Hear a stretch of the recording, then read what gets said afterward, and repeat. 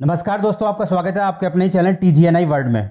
दोस्तों, जैसा कि आप जानते ही होंगे कि शनिवार रात ईरान ने इजराइल पर करीब 300 से भी ज़्यादा ड्रोन्स और मिसाइलों से हमला कर दिया।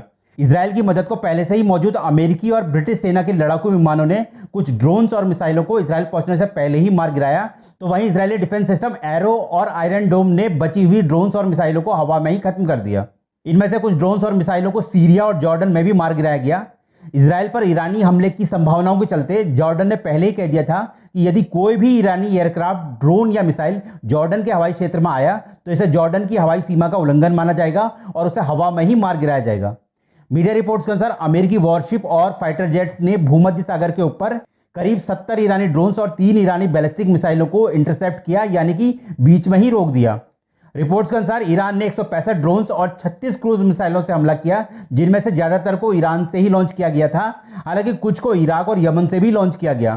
साथ ही ईरान ने जमीन से जमीन पर हमला करने वाली 110 मिसाइलें भी दागी। इजरायली सेना के प्रवक्ता डैनियल हागरी ने कहा है कि इजराइल ने ईरान के 99% ड्रोन्स और मिसाइलों को रोक दिया है। ईरान ने नेगेव डेजर्ट में नेवातिम एयरफोर्स बेस को टारगेट किया था, जिस पर हल्का फुल्का नुकसान हुआ है। ईरान कोई बड़ा नुकसान नहीं पहुंचा पाया। हमले के दौरान करीब 8 से 12 लोगों को हल्की चोटें आईं, जबकि एक 7 साल की बच्ची गंभीर रूप से घायल हो गई।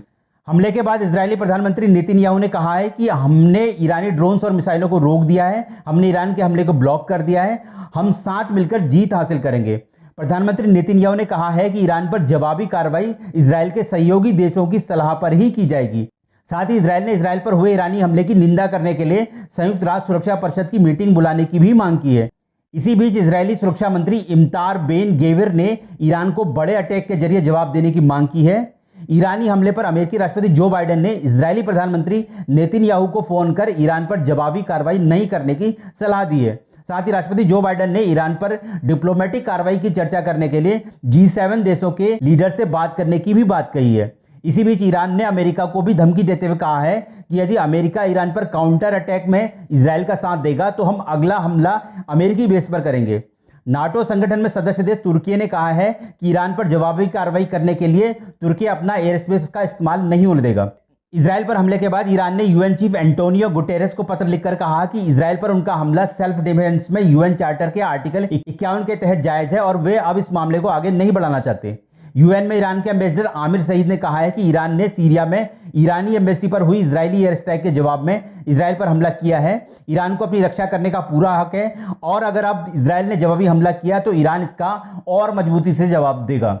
इजरायल पर हुए हमले पर चीनी विदेश मंत्रालय ने गंभीर चिंता जताते हुए दोनों पक्षों को शांति से काम लेने की सलाह दी ताकि टकराव को रोका जा सके। तो वहीं भारतीय विदेश मंत्रालय ने भी बयान जारी कर दोनों पक्षों से तुरंत तनाव को खत्म करने, हिंसा को रोकने और डिप्लोमेसी से विवाद को सुलझाने की अपील की।